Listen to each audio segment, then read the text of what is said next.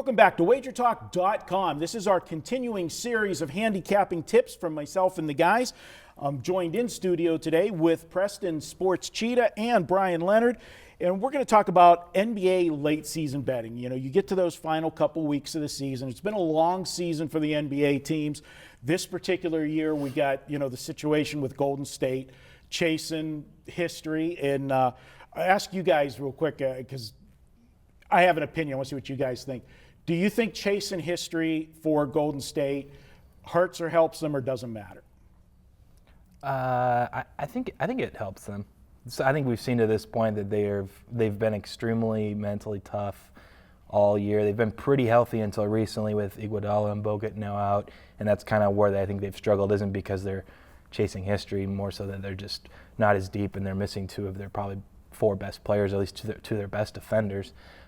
So I think people maybe are saying, oh, they're chasing history and it's getting closer, so they're not playing as well. But I just attribute it, I think, to the personnel in the first half of the season. I think they thrived off of that talk, the media, this and that. They've used it to kind of better their team, or at least have something to play for every night. When a lot of times those types of teams that are in the number one seed in the conference or the NBA maybe have those flatter nights or nights where they just don't care as much. And it also helps, I think, that the Spurs, I should say, are 2 or 3 games back because they haven't even locked up the one seed anyway, so they have to be there every night.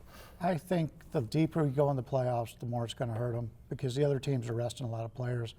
Mm-hmm. Keep in mind, this is a team that went all the way to the championship, played a lot of games last year, and now they're coming back again, and they expected to do the same thing. For example, LeBron is a bigger, muscular guy, and he's done it 6 straight years. Mm-hmm. And you could see how it's affecting him in the later stages of his career. So we'll see how it goes. I kind of tend to lean with Bryan on this one. I think it's going to be a hindrance, them trying to chase it down. I think that they should be resting some players. We saw earlier in the year Curry was getting a lot of rest because they were blowing people away and he didn't have to play. But now they are being extended every night. Teams are bringing their best game, they're bringing their A game, trying to stop them. And I know it's a short sample size, but, you saw the last couple games. I think he was, 3 of 21 or something from three-point range. Yeah, he's been cold. Yeah, he's been cold. Whether it's, the legs are starting to tire a little or whatever, they always say legs are the first to go on a shooter. So personally, I think they should concentrate on the bigger picture, but it's easy to say when you're not the one chasing history. But we saw that a few years back in the NFL with the Indianapolis Colts and that. Guys, I think that there are great betting opportunities late in the season in the NBA.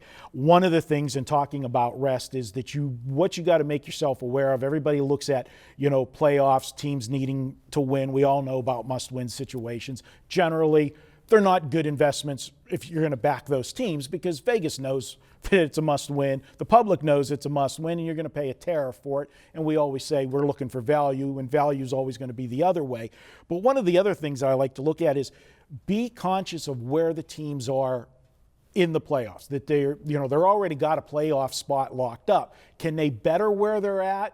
Or are they pretty much locked to where they're at? Because a lot of times the smarter coaches, whenever they got the position locked, look at the schedule. If it's a back-to-back or it's a 3-game and 4-night situation, the smarter coaches are going to rest their key players significant minutes in a game that's semi-meaningless. And you got to be aware and conscious of that, where the bookmakers they don't know what's going to happen in game. You got to put the numbers up based on expecting everybody to be there unless it's announced that somebody's sitting out. So I think you can get some value going against teams that are locked in, that are playing in bad scheduling spots.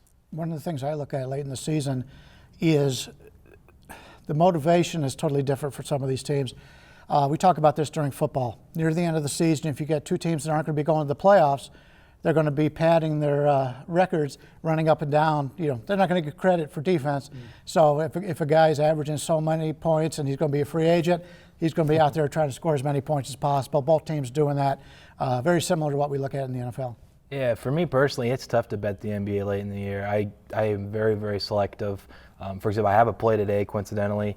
My last play I made was 10 days ago. Mm-hmm. So kind of starting mid-February, late February, I start turning it down quite a bit because you have a lot of teams that are going to maybe rest guys that you have to look at. And it's still not a certainty. You can guess, oh, this back-to-back, they might rest guys.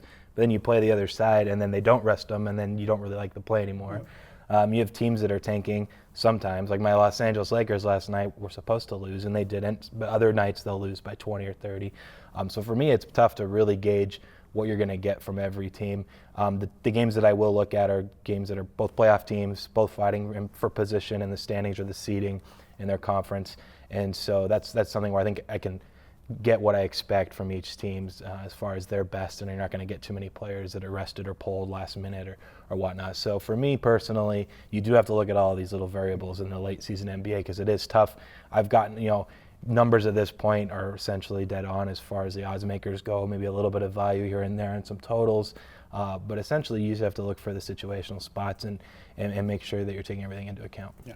And to wrap this up, but we're going a little long, Brian, to elaborate on, that was my number one, the late season. Two teams that don't have anything to play for.